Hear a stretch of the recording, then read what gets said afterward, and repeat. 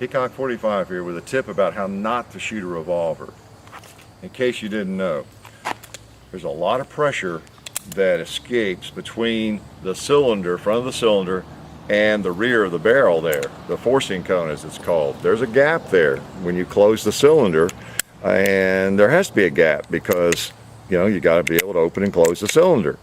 So think about it, all the pressure from that round and powder burning and the bullet trailing from the cylinder, the chamber, up into the barrel and then on out.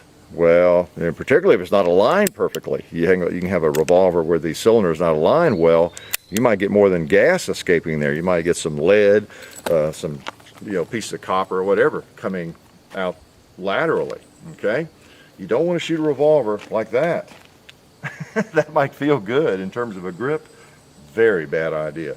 Very bad idea. When I was working with the police department and would qualify once a year, I always watched for the revolver guys. There was usually a couple, and if they were on the line, I would get away from them. I scouted them out early. I didn't want to be beside them, because if you're standing beside somebody shooting a revolver and you're all in the parallel line there, well, that stuff is coming out in your face, right in your eye if you're not careful. So anyway, let's demonstrate what happens when you shoot a revolver. And the reason you don't want to put your hand, don't have your fingers extending beyond the front of that cylinder at all. Now I put out a word, on YouTube to get a volunteer to do this, to come to the compound and do it and demonstrate what it might do to your fingers. I haven't heard back from anybody yet, so we're going to go ahead and do it ourselves. Okay, ourselves. So we'll put 3 rounds in. I don't know if we need 3. And we're just going to have to use a target. Nobody's going to volunteer, so I don't know what the problem is. So we've got a rolled up target here. And I think I can, hold it like this and take a shot. I'm not going to try to hit anything. Really just want to shoot. And then we'll see what happens to that paper.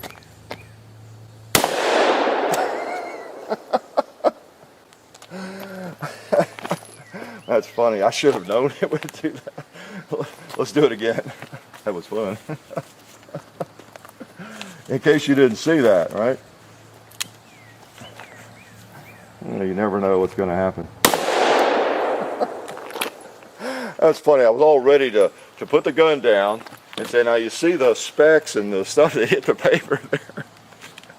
Okay, need I say more? I think that pretty much says it all. We have another round there. We don't really need to do that again. But that's the thing. You have a lot of pressure coming out. When I used to shoot silhouettes at long range back in the 70s with a 44 mag, my long barrel 44, and one of the positions was to lie down and rest the gun on your leg. And some people would make the mistake of having the cylinder gap down there on their, even with jeans on, and it would just burn the fire out of their leg right through their jeans. So you'd wrap your leg, the calf of your leg, in a piece of leather, just like that, and to lay the gun on there to shoot it if you're shooting a revolver. So just a little tip there.